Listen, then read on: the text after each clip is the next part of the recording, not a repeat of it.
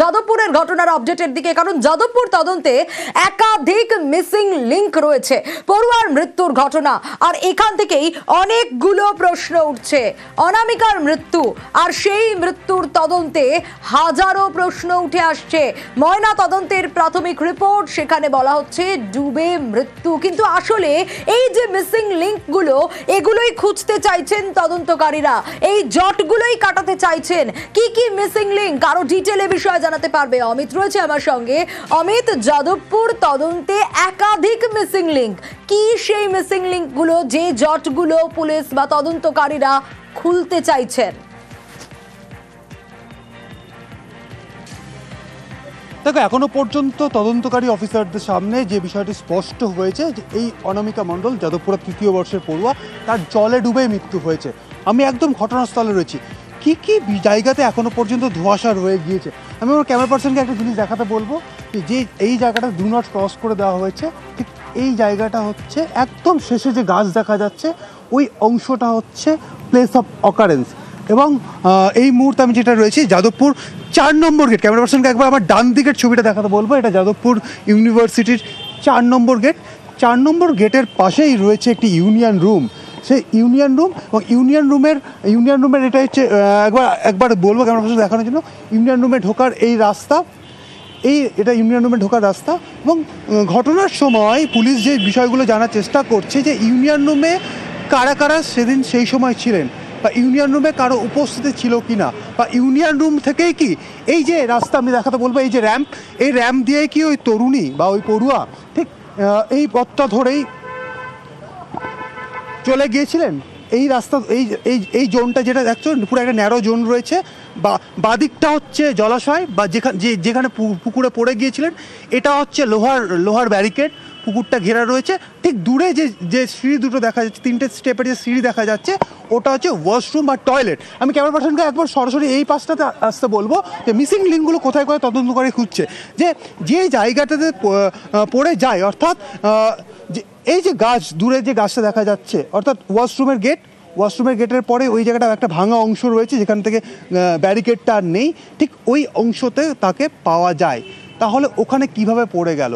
যখন পড়ে গেল তখন কি কেউ তার সাথে ওয়াশরুম গেছিল, বা তারা কি ওয়াশরুমের সিঁড়িতে তারা কি বসেছিলেন?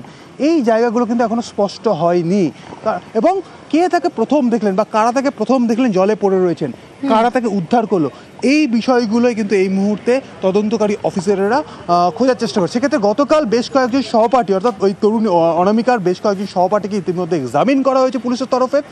আজকেও বেশ কয়েকজনকে এক্সামিন করা হবে। অন্যদিকে যে বিষয়টি যথেষ্ট গুরুত্বপূর্ণ এই তদন্তের ক্ষেত্রে, ক্লোজ সার্কিট ক্যামেরার ফুটেজ। সেক্ষেত্রে এই যে চত্বর রয়েছে, এই ইউনিয়ন রুম চত্বরে কিন্তু এই জোনটার মধ্যে কিন্তু ক্লোজ সার্কিট ক্যামেরা নেই। স্বাভাবিকভাবেই কিভাবে পড়লো সেই জায়গাটা কিন্তু পুরো কভার আপ হচ্ছে না, কারণ এখানে যে একটা অংশ রয়েছে, এই যে আমি রহস্য মৃত্যু এবং ময়না তদন্তের প্রাথমিক রিপোর্টে জলে ডুবে মৃত্যুর কথা তো উঠে এসেছে, কিন্তু কি কারণে মৃত্যু, কিভাবে, তখন ঠিক কি ঘটেছিল, নানা প্রশ্ন উঠছে। দেখাবো ডিটেল রিপোর্ট।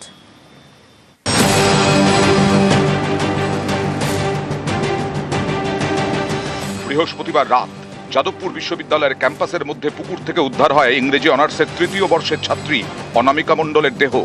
কিন্তু ছাত্রীর মৃত্যু হলো কিভাবে? না, কোনো অভিযোগ নেই।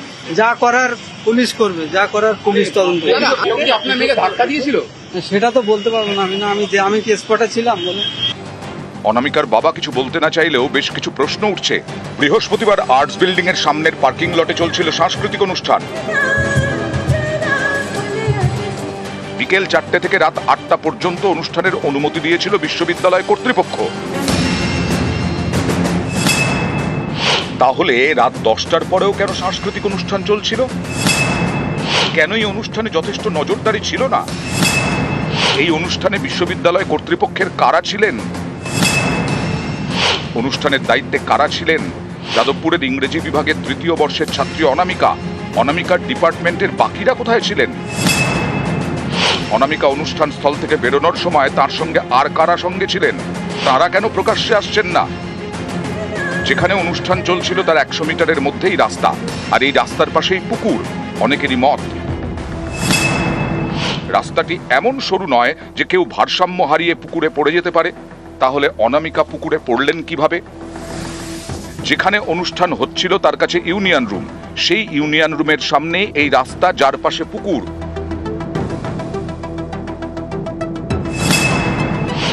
বৃহস্পতিবার রাতে ইউনিয়ন রুম কি খোলা ছিল? তাহলে তো ইউনিয়ন রুমের আলো রাস্তায় পড়ার কথা। আলো থাকলে অনামিকা পুকুরে পড়ে গেলেন কিভাবে? বৃহস্পতিবারের অনুষ্ঠানে এক ছাত্রী অসুস্থ হয়ে পড়েন। তাহলে অনুষ্ঠানটিতে কি নেশা করা হচ্ছিল?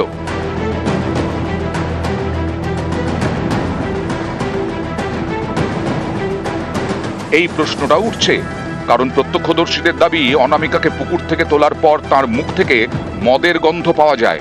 তাহলে কি নেশার ঘোরেই পুকুরে? এরকম নানা প্রশ্ন ঘিরে তৈরি হয়েছে রহস্য। নিউজ 18 বাংলা।